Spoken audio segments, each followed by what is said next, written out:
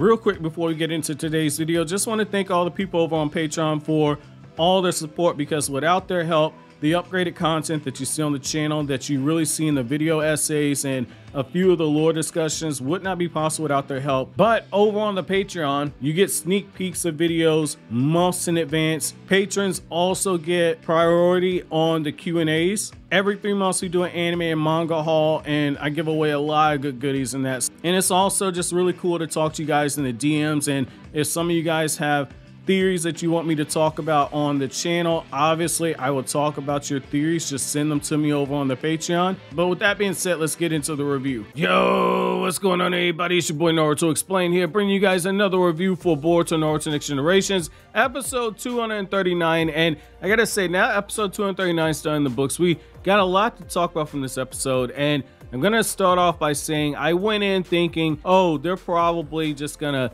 make this an episode where Boruto and Ikada, they're gonna bond and etc. It's gonna be force fed. I didn't have the highest hopes for this. I know some of you guys thought that maybe this was gonna be a flashback episode, because Ikada does look like one of the members of the Funato Clan. The way that his eyes and everything look is very similar to how some of the members of the clan look. However, this was all taking place in present time. This is not a flashback like a lot of you guys thought. And I will say, I didn't think the Boruto and Ikada relationship was force-fed to us. This felt like a very natural progression in my opinion. Though I will say the Boruto and Ikada stuff definitely takes a backseat to that awkward and funny moment where Mitsuki is following behind Kawaki. That man Kawaki looked like he was going to follow a restraining order on Mitsuki. But now that we've gotten some of the highlights for me out of the way here, this isn't going to be a recap. This is going to be more of a review,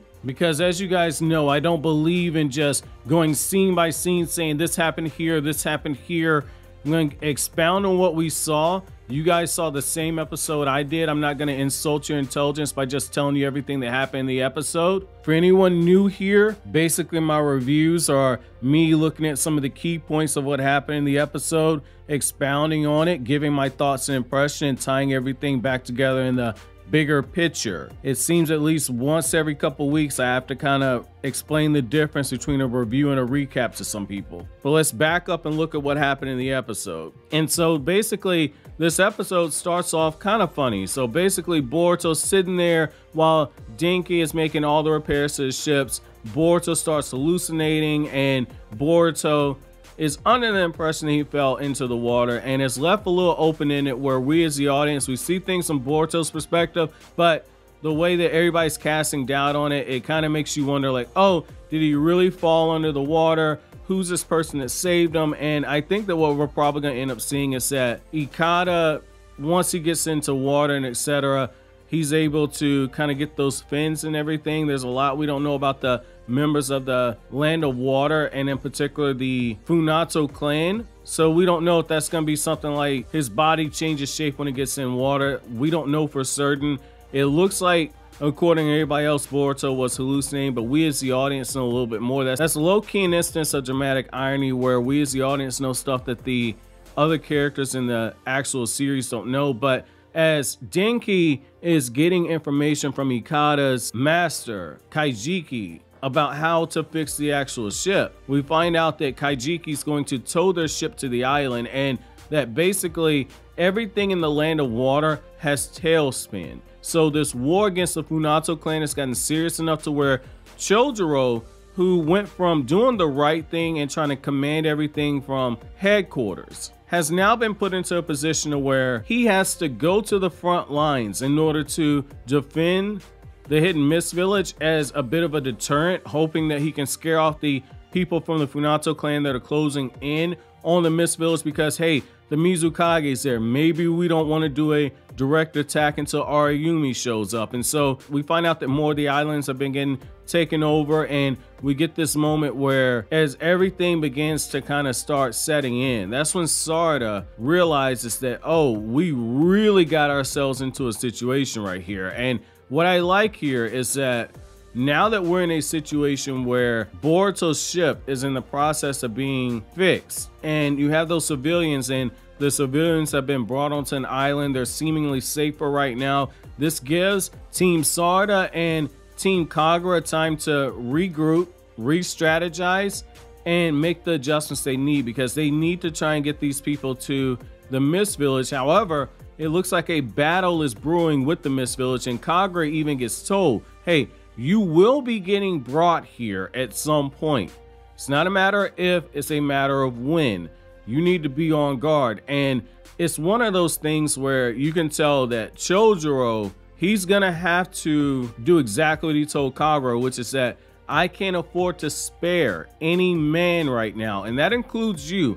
I'll allow you to go to Dotou Island to try and rescue Boruto's friends. However, the fact is that you're a Miss Shinobi. I need you now. And so we're starting to see the ropes kind of close in, and we get this moment where when Boruto, after he gets the opportunity to assist with working on rebuilding the ship, Boruto hears how some of the shipwrights are like, oh man, you know, the Funato Clan, they're not necessarily wrong. You know, the feudal lord is doing his best to try and push us towards modernization, and I don't agree with this. And it's one of those things where, like I talked about before, they're making backdoor references to some of the light novels that we have, in particular the Sasuke Shinin, the Teacher Star Pupil novel, which I've covered the whole novel on this channel in a playlist. But in that novel, one of the things we find out is that there are people in the Land of Water who they do not agree with the modernization and the working with other nations and the way that technology's upgraded. And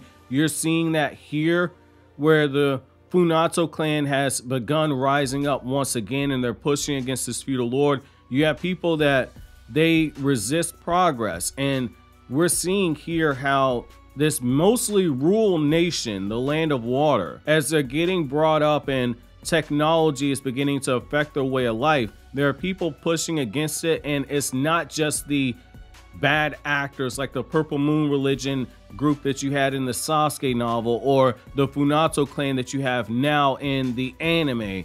It's also some of the people who they look at this and they say, I don't know, like I can see why they want to do this, but I'm not too sure. And it just shows you that when it comes to change, even change for the better, people don't know what's going to benefit them until they actually get it. They're scared of the unknown. And I feel like this episode did a good job of just giving you small moments to kind of peek into this. And we actually get more information about Yagura, to the point where we learn that Yagura, as the 4th Mizukage, so that would be Kagura's grandfather, that's the Mizukage who was a perfect Jinchuriki. But essentially, one of the things we learn is that one of his defining legacies was he was able to pull all of the islands together and get them to kind of come in and start working with the Mist Village and working under the umbrella of the Land of Water. And that's interesting. That's the lore that we didn't know. And what I like about this is that while we have that information, we also see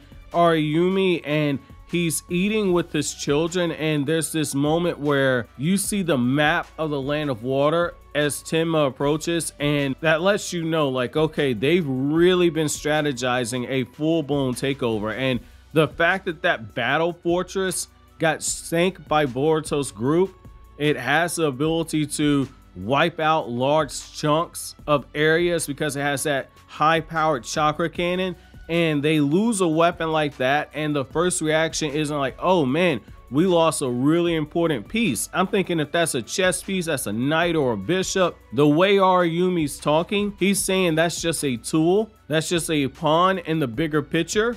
I'm not worried about it. It more than served its purpose, because it was able to make a huge damage in the Land of Water's front lines, and we were able to take the Eastern Straits. So it is what it is. We're moving on with our plan as needed. And I kind of like that. And I like how the only new information that they get is that you have Kagura with other members of the 7 Ninja Swords of the Mist, and they get told that there are Konoha Shinobi helping them. And the only miscalculation that they're making is that they say that a few Leaf Shinobi won't tip the tide in battle. But when it comes to war, one of the lessons that a lot of the people that should have been survivors of the 4th Great Ninja War, or in some of these cases, some of these people looking like they're in their early 20s, they likely did not fight in that war, because we're 16 years removed from that war. So if they're 23 23, 24, somewhere around there. Some of those children of Ariumi don't realize that when it comes to war, you only need a handful of shinobi who are just that strong, that they themselves represent individually like 10,000 shinobi. Like, there was a reason why Madara and Obito were so feared by the Alliance. Depending on how strong those few leaf shinobi are that they're downplaying, that could be the difference between defeat and victory. So I did like seeing that right there.